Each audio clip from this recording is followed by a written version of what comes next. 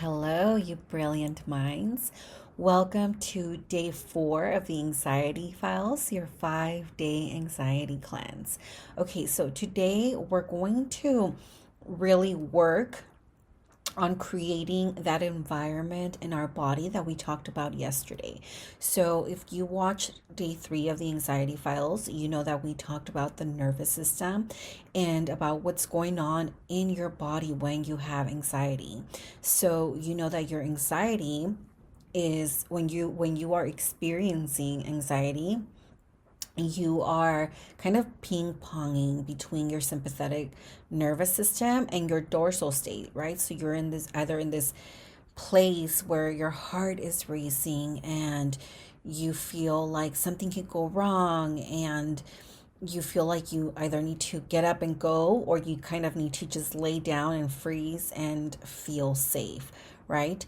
Um, and I just want to make it clear that there is nothing wrong with being there in either one of those states, right? All human beings go through every state, through the sympathetic nervous system, through the dorsal, through the parasympathetic nervous system, which is when you are kind of in that ventral vagal that we talked about yesterday and feel safe and mobilized and like you're just having fun and you feel really alive. So all of us go through all three states, and all of us go through all three states throughout the day. So the goal is not necessarily to always want to be in that ventral vagal state. The goal is to also be able to navigate through the sympathetic nervous system and that dorsal state and know that it's okay, and know that we're still worthy, and know that it doesn't mean that the hungry lion is coming to get us, knowing that we are stronger than it and that we can handle it. And in fact, we really want to get into that mentality of we love that we are experiencing those indicators in our body of feeling that anxiety, because remember we talked about anxiety being kind of like that little light that goes off in your car when you need gas. If you didn't have that little light warn you that you're about to run out of gas, or that your tires need your attention, or that your engine needs your attention, you would basically just kind of be flying blind, right? And you would have to wait till something went really wrong to then go try to figure out what's wrong with your car, right? But it makes it so clear. The little light makes it so clear. You need gas. You need to check your engine. You need to check your tire pressure, whatever it is, right? So when you start to experience anxiety and you speak to the anxiety, you ask it what the problem is, which is what we did on day 2, then you could get answers. Well, I'm worried about my finances. I'm worried about my husband. I'm worried about my kids, or I'm worried about the future, my business, being seen, being heard, being valued, whatever it is, whatever your anxiety told you the root problem is. Now you have something to work with, and you don't have to wait till things get worse, or until you really crash down to fixings, right? Now you can look at the thought and make an argument for that thought, because you're in control of your thought. Your thoughts are yours to change. Your mind is yours to change. And when you do that, you get to also change the state of your body. So when your anxiety was trying to warn you of something, it started kind of making you feel endangered, right? You started to get these feelings like with the racing heart, maybe the sweaty hands, maybe you just felt something in your gut that wasn't off. So remember, we talked about you don't want to make decisions from that place, because when you make decisions from a place of fear, you tend to make the most cowardly decision. And I'm not using that word as a judgment. It's not a judgment. Even if you were to make a cowardly decision, it's okay. It doesn't make you any less worthy. It doesn't make you dumb. Your mind is still brilliant. Your mind is still doing what it thinks it's right in that moment. But oftentimes, when we make decisions from that cowardly state, from that state of feeling afraid, then we can't really leap into the next version of ourselves, right? Usually decisions made out of fear give you pretty crappy results, or very minimal or not very long lasting results. And what you want to do when you speak to your anxiety is that you want to up level. You want to become the woman. You want your identity to be that of a woman that can handle anything, right? And that from that place, when you make a decision, it will be a good decision that will just give you better results, and you won't ever have to worry about that problem ever again because you know how to handle that problem. So if for your entire life you've had issues with your health or with your money or in your relationship, and you've kind of been making decisions, let's say you're always fighting with your spouse, with your partner, and the decisions you make when you start to feel that anxiety and that tugging in your body is that you get angry, you get really angry, and you walk away or you fight or you scream, and then you make up. And so the decision you made when you felt those feelings of anger in your body was to scream, to yell, to cry. Maybe you ran away, right? And then maybe eventually you calm down enough to maybe get over it for a second, but the root of it didn't get healed. So the problem just kind of keeps going around in circles, and you keep having the same fight over and over and over. But if you were to have talk to your anxiety and say, well, why am I yelling? Why am I having this reaction every time this problem comes up? What is the real reason behind that? Then you get a real answer from your subconscious, which can say, well, I'm really scared to be alone. I'm scared to be alone because I already feel like nobody loves me. And if I feel like nobody loves me, then that must mean that I don't really love myself, because I should be able to love myself. And when I love myself, people are going to see that in me, and they're going to really love me for me. And so now you can start to respond to those arguments with your spouse by saying, okay, so this thing that he's doing is really a problem for me because, maybe he's overspending, and that makes me feel like we're in danger. We're not going to be able to pay our mortgage or our bills or whatever. And I need to make some different decisions because clearly yelling at him is not working, or me crying or me getting upset. So what can I do? Well, I can open up my own separate account.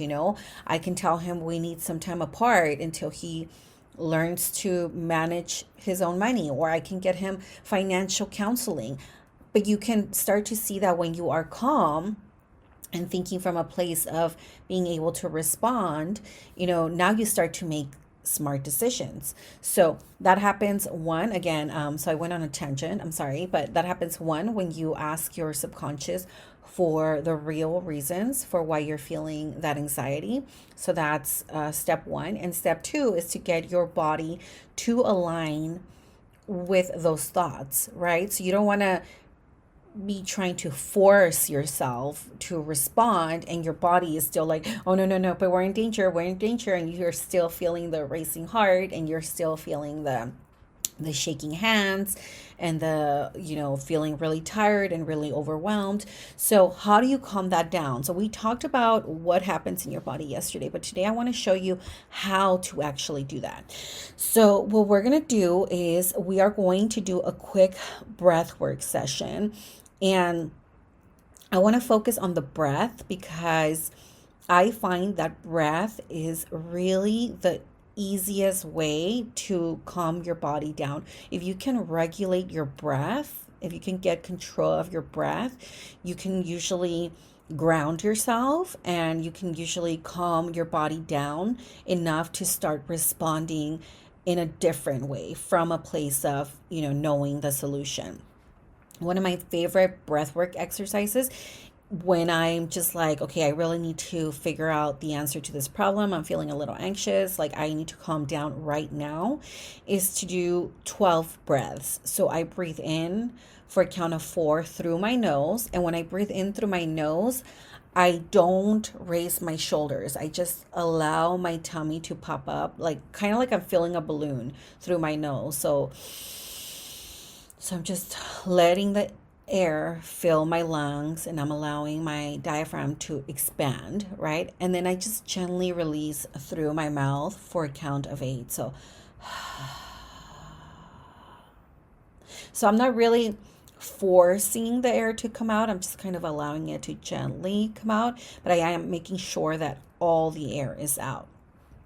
So today we're going to do that, but I want to add a little extra step to this breathwork session because one thing I want you to know about your breath, doing breath work is sort of like tapping into your internal medicine cabinet, right? So a lot of people turn to medication when they have a headache or a stomach ache or pain in their body, but really breath work has been known to very easily get rid of anxiety, very easily kind of kill all the bad junky cells in your body, and therefore it really stops the process of a lot of illnesses.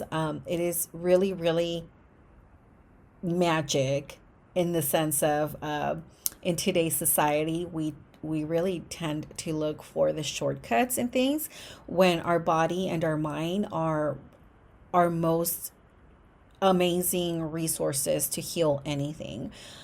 We just never were taught how to use them properly, right? So what I'm going to do, I'm going to start the breathwork session in a second, but when we get into, okay, so we're going to do 6 breaths, and after the 6th breath, I'm going to ask you to stop, and I'm going to ask you to release all the air out of your lungs, and I'm going to ask you to hold it for just a minute. So I'm going to ask you to release all the air, and then I'm going to have you sort of look down with like your chin.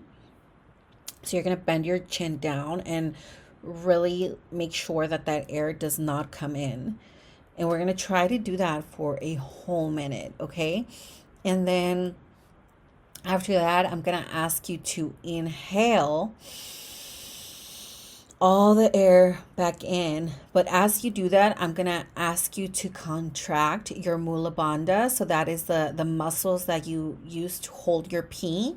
So at the same time that you are inhaling, you're going to bring those muscles up and hold them. So you're going to be holding those muscles and your breath for a full minute. And then when I ask you to release, we're going to do the remaining 6 breaths for a cadence of in for 4, out for 8. And then finally, we'll spend the last minute just allowing our natural breath to get back into sync with our good thoughts of, how confident, safe, and in control we are. So before we get started, though, there are a few contraindications. There's actually quite a few, so I am going to add them to the notes. So if you're pregnant, if you have any kind of cardiovascular disease, if you have glaucoma or any kidney issues, talk to your doctor before you do this. There is a full list of everything down in the notes section, so please check that out before you get started, just to make sure that you are safe. And that's only for the part where we're going to be like holding our breath for a minute, but you are welcome to do the cadence of in for 4 and out for 8. That is perfectly safe, okay? So with that said, we are going to go ahead and get started. So get comfortable. Okay, so what I want you to do now is I want you to imagine that you are standing at the top of a double scale, and you're in the middle of that scale. And I want you to walk over to one side, and that side represents your anxiety. So in this side of the scale, you feel afraid, you feel nervous, you feel anxious, you're worried about the future, you're worried about your problems now, you're worried about the past. When you remember the past, there's a lot of things about it that make you sad.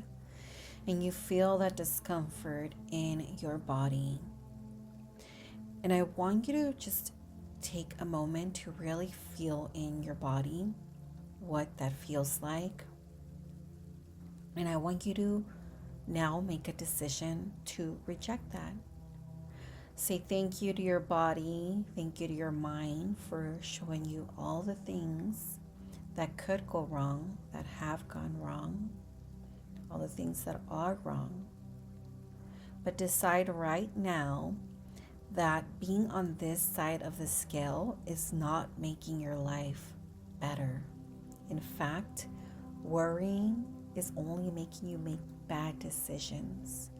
So you're going to go ahead and get out of that scale. And as you climb out of that and go back to the middle, you realize that all those problems, all those memories are very light feathers. And those feathers are now flying away with the wind.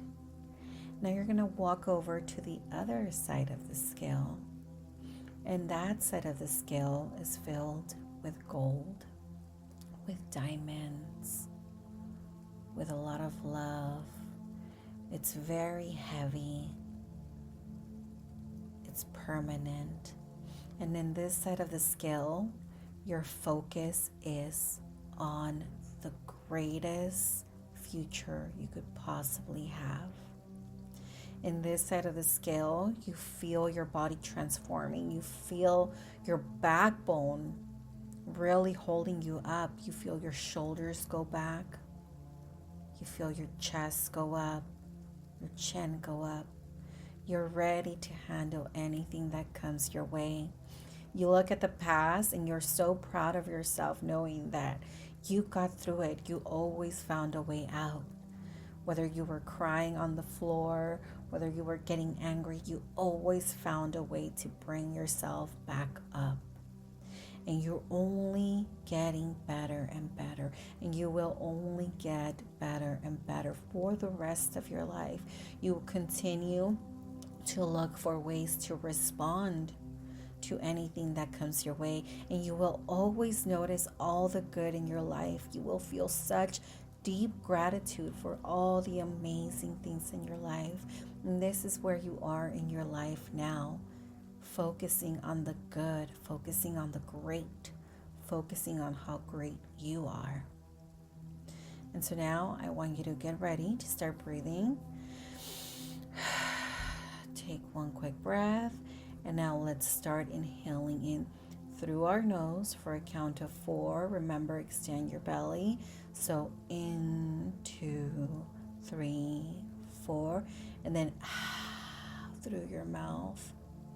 5, 6, 7, 8. Again, in, 2, 3, 4.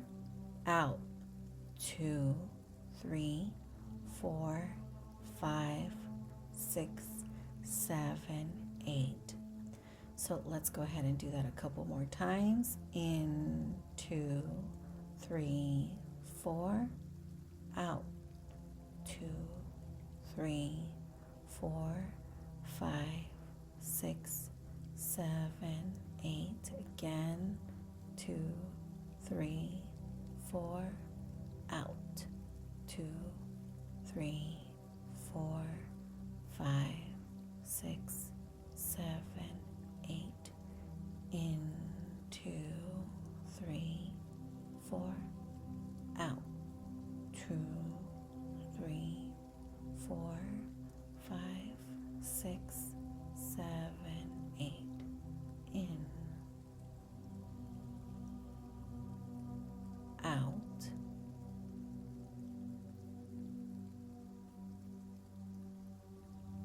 in,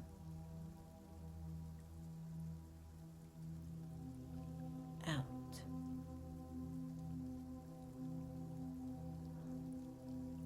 So now I want you to go ahead and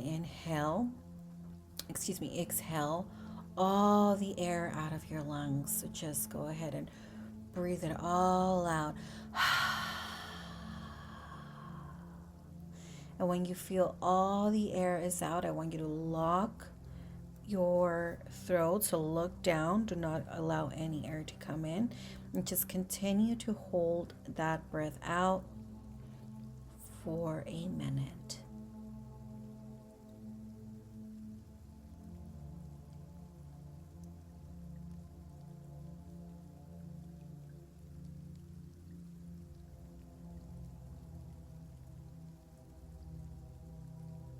that feeling you're feeling right now, that is your anxiety burning away.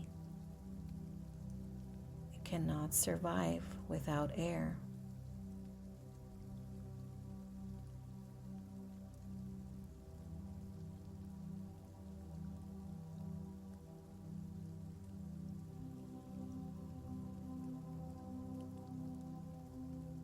You're almost there. Suffocate that anxiety, suffocate it.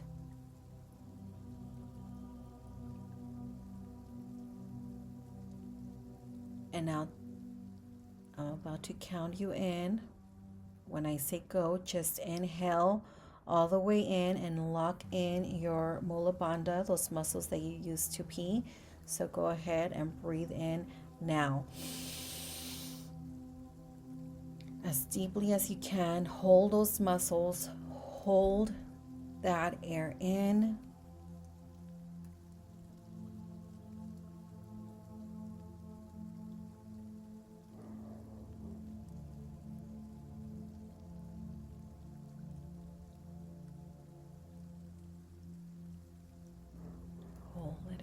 Hold it in, you're almost there.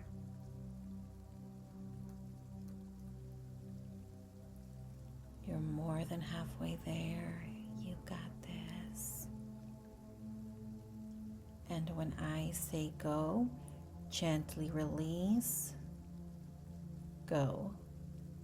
And now let's start breathing in the rest of our six breaths. So in, 2, 3, 4, out, 2, 3, 4, 5, 6, 7, 8, in, 2, 3, 4, out, 2, 3, 4, 5, 6, 7, 8, in,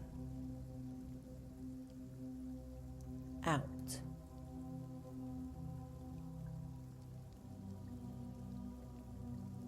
In, out.